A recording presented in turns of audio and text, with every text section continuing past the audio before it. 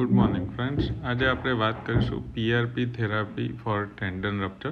PRP એ તમારા બ્લડમાંથી પ્લેટલેટ તરીકે જે કણો હોય છે એને છૂટા પાડીને બનાવવામાં આવે છે, જેમાં ગ્રોથ પોટેન્શિયલ ઘણો બધો હોય છે, જેનાથી કોઈપણ ટિશ્યુમાં રૂજ આવી શકે છે.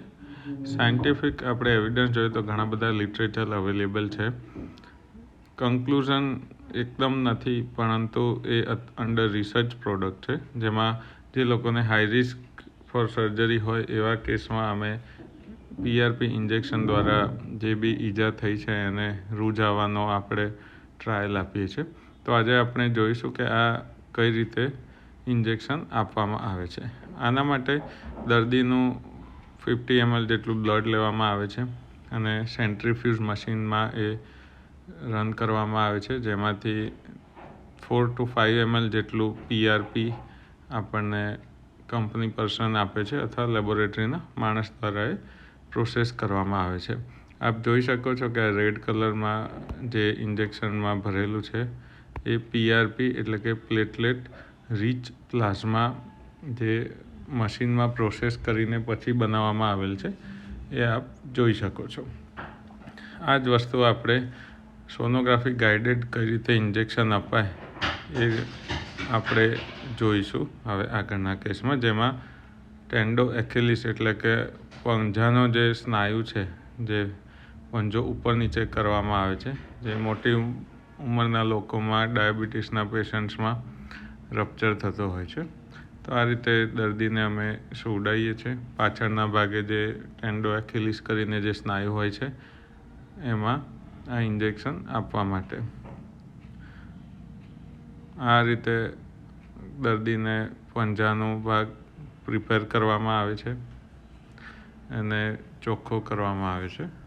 આપ નજીકથી જોઈ શકો છો આ રીતે પીઆરપી ઇન્જેક્શન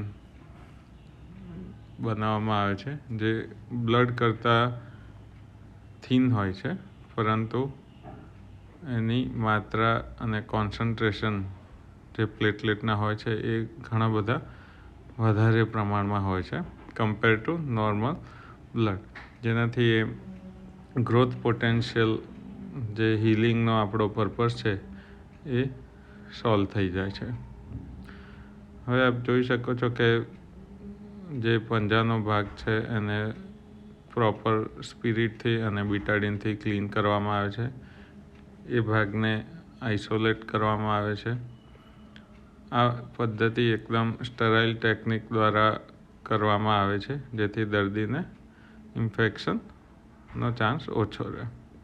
સોનોગ્રાફી મશીન દ્વારા એ જગ્યા લોકેટ કરવામાં આવે છે જે જગ્યાએ આપણે હિલિંગની જરૂર હોય છે, અને જ્યાં આગળ સ્નાયુ તૂટેલો છે એ લોકેશન અમે સોનોગ્રાફી મશીનથી કન્ફર્મ કરીએ છીએ.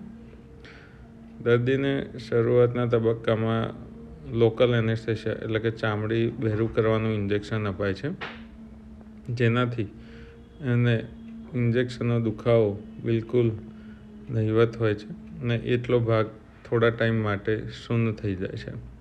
આપ જોઈ શકો છો કે સોનોગ્રાફી મશીનથી કન્ફર્મ કર્યા પછી લોકલ એનેસ્થેસિયાનું ઇન્જેક્શન આપવામાં આવી રહ્યું છે. એ આપ્યા પછી જ્યારે સોનોગ્રાફીથી કન્ફર્મ થાય ત્યારે પીઆરપી જે આગળ આપણે જોયું છે એ વસ્તુ નીડલ એ જ જગ્યાએ પહોંચે એ કન્ફર્મ કરીને અને પછી ત્યાં આપવામાં આવે છે. 2 ડૉક્ટર, રેડિયોલોજિસ્ટ અને ઓર્થોપેડિક સર્જન બંનેનું ભેગી પ્રોસિજર વધારે ઇફેક્ટિવ લાવે છે. રેડિયોલોજિસ્ટ ડૉક્ટર અમને ત્યાં આગળ લોકેટ કરી આપે છે અને પીઆરપી ઇન્જેક્શન આ રીતે આપવામાં આવે છે. આપ જોઈ શકો છો ઇન્જેક્શન માટે ઘણી ઓછી જગ્યા હોય છે. સોફ્ટ ટિશ્યુ ત્યાં ભરાઈ ચૂક્યા હોય છે, જેથી સોનોગ્રાફીમાં અમે નીડલની પોઝિશન કન્ફર્મ કર્યા પછી જ એ જ જગ્યા ઉપર ઇન્જેક્શન આપીએ છીએ, જેનાથી એનો રૂજ આવવાનો ચાન્સ એકદમ વધારે થઈ જાય. આપ જોઈ શકો છો કે એમાંથી અમુક સેમ્પલ અમે રન કરીએ છીએ, જે અમારી લેબોરેટરીમાં બી ક્રોસ ચેક કરવા માટે, જે પ્લેટલેટના કણો એમાં કેટલા વધારે છે અને આનાથી કેટલો હિલિંગનો પોટેન્શિયલ છે અમે ક્રોસ ચેક કરીને પછી દર્દીને આપવામાં આવે છે. આપના અથવા આપના કોઈ પણ રિલેટિવને ટેન્ડન ઇન્જરી, ખભામાં ઇન્જરી, ટેનિસ એલ્બો અથવા તો કોઈ પણ સ્નાયુની ઈજા હોય તો doctor Krunal Patel, star orthopaedic hospital, science સિટીનો સંપર્ક કરી શકો છો.